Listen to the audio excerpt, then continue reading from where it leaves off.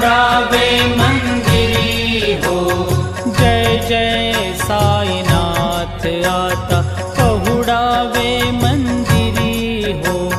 क्षमा शयन सुंदर ही शोभा सुमन सेज त्यावरी हो।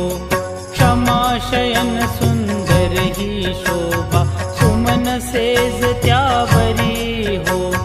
घ्यावी थोडी भक्त जनांची पूजन अधिचा करी हो। घ्यावी थोडी भक्त जनांची पूजन अधिचा करी हो। ओवाळी तो पंच प्राण ज्योती सुमती करी हो।